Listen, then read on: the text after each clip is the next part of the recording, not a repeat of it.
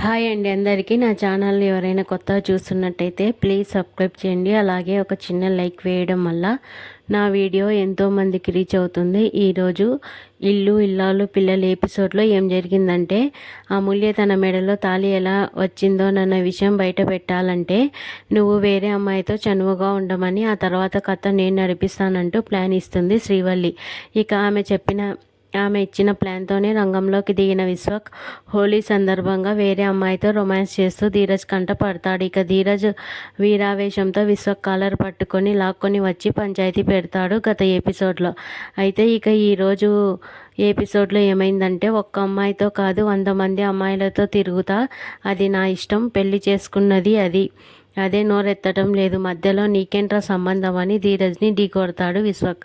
రేయ్, అది నా చెల్లెల్రా, నువ్వు నా చెల్లెల్ని ప్రేమ పేరుతో మోసం చేసి పెళ్లి చేసుకుని ఇప్పుడు అన్యాయం చేస్తే ఊరుకుంటానా? తన జీవితంతో ఆడుకుంటుంటే వదిలిపెట్టను, చంపేస్తా అంటాడు ధీరజ్. ఇక ఆ మాటలకి పెద్దగా నవ్విన విశ్వక్, రేయ్ పిచ్చోడా, నీ చెల్లెల్ని నేను పెళ్లి చేసుకున్నది దాని జీవితాన్ని నాశనం చేయటం కోసం, మీపై పగ తీర్చుకోవడం కోసం. మరి కొత్తగా దాని జీవితాన్ని నేను నాశనం చేయడం ఏంట్రా బఫూన్ అని అంటాడు. వాళ్ళతో ముగ్గురు అన్నదమ్ములు వెళ్ళి విశ్వక్ పీక పట్టుకుంటారా. ఆ ముగ్గురిని వెనక్కి నెట్టేసిన విశ్వక్, ఏంట్రా కొడతారా? కొట్టండ్రా, నా ఒంటిపై చేయి పడితే నేను దాన్ని రోడ్డుపైకి నెట్టేస్తా, దాన్ని విడాకులు ఇచ్చేస్తా. ఇప్పటి వరకు నాతో ఇంట్లో ఉన్నదాన్ని పెళ్లి చేసుకోవడానికి ఎవరు ముందుకు రారు.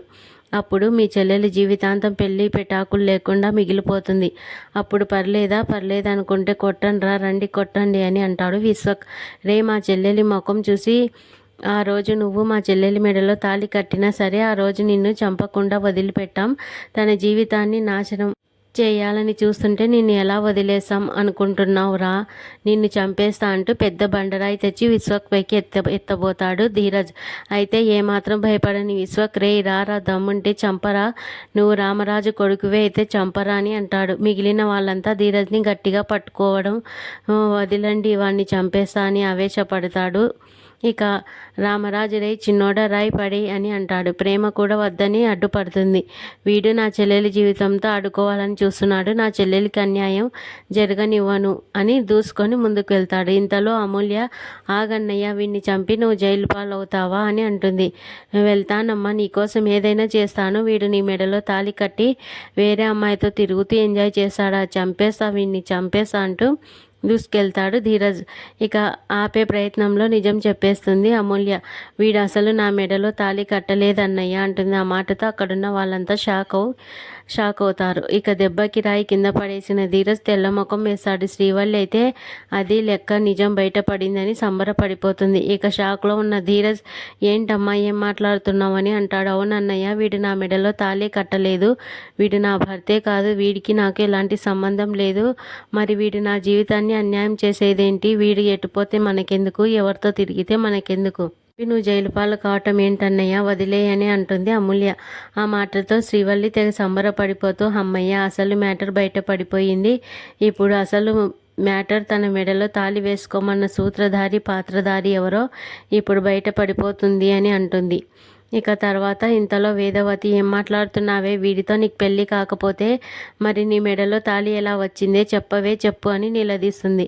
ఇక రామరాజు, ఏంటి అమూల్య, ఆ రోజు వీడిని పెళ్లి చేసుకున్నానని అన్నావు, ఈరోజు అసలు వీడు నా భర్తే కాదు అంటున్నావు, నీ మెడలో తాళి ఎలా వచ్చింది అని అడుగుతాడు.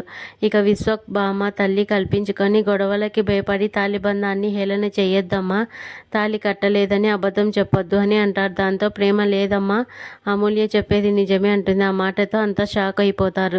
ఇక నర్మద సీన్లోకి వచ్చి, అవును, అసలు అమూల్యకి పెళ్ళే కాలేదు అని అంటుంది. ఈసారి షాక్ అవ్వడం కాదు, షేక్ అయిపోతారంతా. ఏంటే, ఏం మాట్లాడుతున్నారే, అమూల్య పెళ్ళి కాలేదంటారు, మీకు నిజమే అంటున్నారా అంటూ, మీకు తెలిసిన ఇదంతా జరిగిందా? మీ ఇద్దరికీ తెలుసని అర్థమవుతుంది, చెప్పండి, తన మెడలో తాళి ఎందుకుంది, ఎలా వచ్చిందో చెప్పండి అని నిలదీస్తుంది వేదవతి.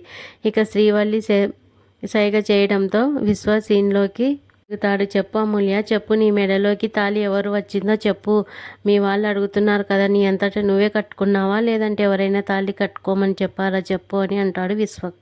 ఇక చెప్పు అమూల్య, చెప్పు, వీడు నీ మెడలో తాళి కట్టకపోతే మరి ఆ తాళి ఎలా వచ్చింది అని ధీరజ్ కూడా అడుగుతాడు. ఇంతలో వేదవతి వీరావేశంతో వచ్చి తాళి ఎలా వచ్చిందో చెప్పమంటే చెప్పవేంటి అంటూ లాగిపెట్టి కొడుతుంది. దాంతో ప్రేమ నేనే చెప్పాను అంటుంది.